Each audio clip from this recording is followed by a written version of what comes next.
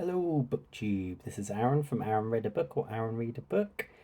I just thought I'd do a Friday reads, not a Friday read, it's Saturday day.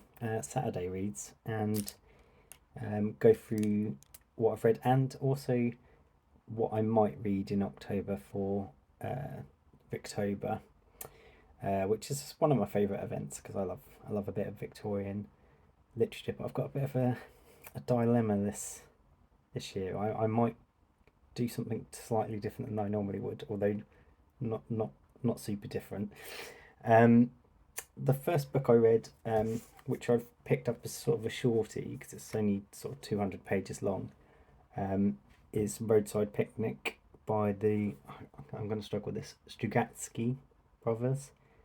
Um, I had this book for ages, for years, and not got round to it.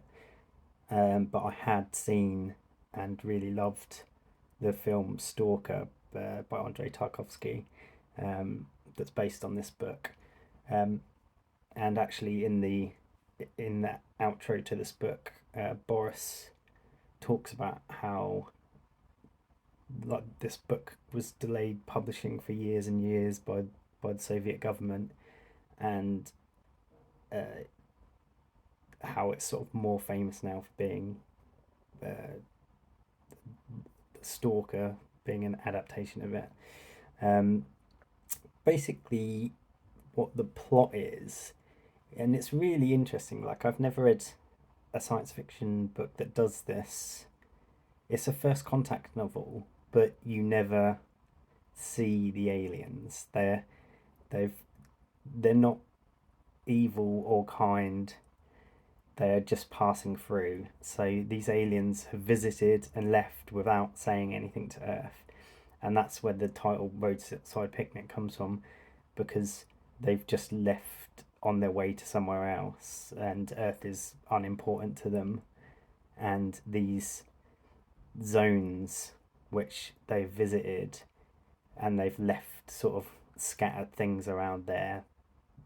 The one of the characters in the book equates this to just leaving bits and bobs on the floor when you've had a roadside picnic. Um, so these zones that they've left behind are very strange, and this is brilliantly shown in the film Stalker. If you just look at a picture of the film Stalker, there's sort of very strange areas, and there's sort of strange physics. There's like traps and things that, and odd bits of slime and stuff that kill people. And going inside these zones has strange effects on people even after they leave and go and live in another country. They affect sort of the traffic accident rates and stuff. Um, but there is a black market and a scientific sort of official market for, or a military industrial complex for these objects that they've left behind. So there are a group of people who are called stalkers who go into these zones and risk their lives, and it's almost all of them die at some point. It's not a long life if you're a stalker, um, and they go in to take these objects that are left behind, like perpetual batteries and things like that. And that's one element of this book that's also very strange, is that not only do the aliens not communicate with the humans when they visit, the things they've left behind are incomprehensible to the human mind. They don't know how any of this stuff works, or if they're using it correctly. They they sort of say things like, "Oh, we could be using a comb as a wrench" and things like that.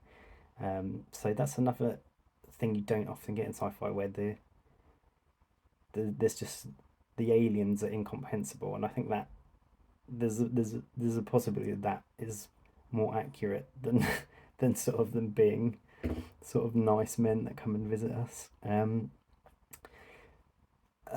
Another interesting thing is that because it's sort of an underground illegal thing, you're not following sort of great men or presidents and or like political or military leaders. You're following criminals basically, and often very broken people because they're they're going inside the zone affects them, like their children have mutations and things, and a lot of them are alcoholics. So it's a science fiction book from the perspective of sort of working class people that live around these zones and sort of sell to the military industrial complex and illegal people. It's a really interesting novel, and the ending is very bleak. But the whole novel is quite bleak. It's the character that you follow. He is sort of an everyman, but he will betray people or leave people behind if he has to, and he sort of has children even though he knows that they're gonna be strange. Um, yeah, a very strange and interesting book, and I can see if you've ever watched any other Andrei Tarkovsky films, he also did an adaptation of Stanislav Lem's Solaris, and that is another book where the aliens are incomprehensible. So he obviously, as a director, was interested by that. But the film's brilliant, and this book is brilliant as well. I gave it 5 stars. Very strange. I'd love to read some more books by them. It's very Russian feeling as well. It's got very, although it's set in the West, probably in America or somewhere. It doesn't actually say where it's set, and that's another interesting thing about why this was blocked from publication for so many years. Because not it's not anti-Russian in any way. It's quite anti-capitalism in a way because these these alien objects and these zones are not really studied. They're like used for profit, and it even mentions that the Russian border is a huge border where no one can go into.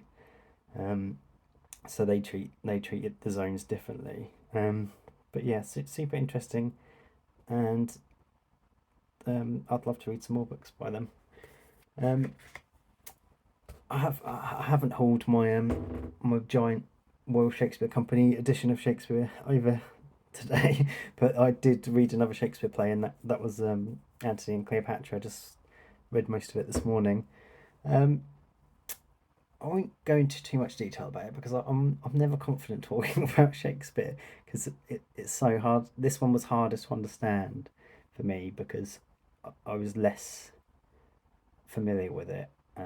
I have read Stacey Schiff's book on Cleopatra, but I don't think this play is hugely historically accurate.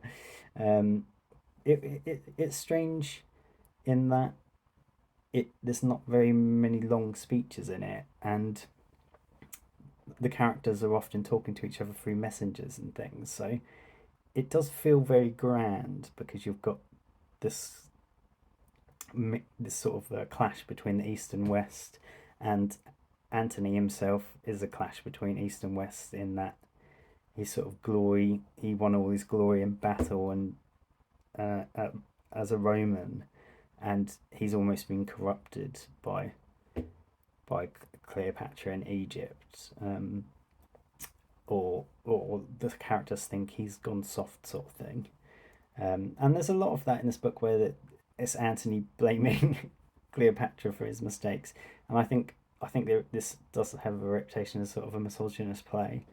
Um, Although Cleopatra as a character is brilliant and really entertaining, and she's often flying from one mood to another, and that's another theme in the play is sort of the different facets of the characters, their contradictions, and the contradiction of the East and West is another thing that goes along with that. Um, I really like the ending. The ending's really well done. It's sort of similar to Romeo and Juliet, I guess. But yeah, I think I just missed some of the long speeches that you normally get, and it could have definitely done with a lot more Cleopatra. It's too Antony focused, and she's sort of great in every scene she's in. Um, I don't know if I'll read any more Shakespeare. Those are the three official ones. I might watch an adaptation of Hamlet. I've watched bits of two adaptations of Richard III, but I haven't watched anything completely yet. Um, but yeah, I've got Kenneth Branagh's Hamlet, so I might watch that because I've never read Hamlet, which is surprising. Um, Last thing I wanted to talk about was my uh, Victober dilemma, or some things that I might be reading. So, last few years I've been reading an Antony Trollope every year, um, and I've been going through the Barsetshire Chronicles, or I don't know if it's called Chronicles, but the TV show was. And I'm up to this one, The Small House in Allerton, which is the penultimate one. And then you've got um, the Last Chronicle. None of my none of my copies match each other, but you can see that they're both real big chunky ones. But at the same time, I'm tempted by the read along. So the hosts are all having a read along, of The Way We Live Now, and I've never read this one, and it's a lot of people say it's his best work. Quite chunky as well, but yeah, I'm very tempted to skip the Barsetshire one this October and go for The Way We Live Now. So I might do that. Um, or I just want to also show you my my pile of unread Trollops. So we've got those two. All my books falling over. Got those two, but I've also got all of these as well. So I think I got 5 of these in bulk. So my local secondhand bookshop had 5, and they were £1 each. So I just got all of them. So that's sort of wishful thinking with my one Trollope a year. So maybe I should read both, but I suppose that's what Victober's about, big chunky books. The other things I've been considering are I recently bought Charlotte Bronte's Villette, and I read Jane Eyre this year and really enjoyed it, so that's a real possibility as well if I get time. I've got Elizabeth Gaskell's Roof as well, but I've got Wives and Daughters on ebook, so I might read Wives and Daughters because everyone loves that one. I don't know if I've ever heard anyone speaking about Roof on BookTube, but if you've read that, please let me know and what you think of it. Or Wives and Daughters. I know a lot of people, when I reviewed North and South, a lot of people said that Wives and Daughters was their favourite. So yeah, that's my very small potential TBR for Victober.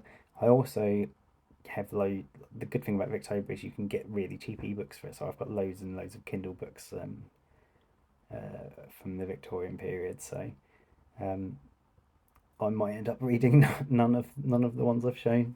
I'm a very mood reader, so you never know.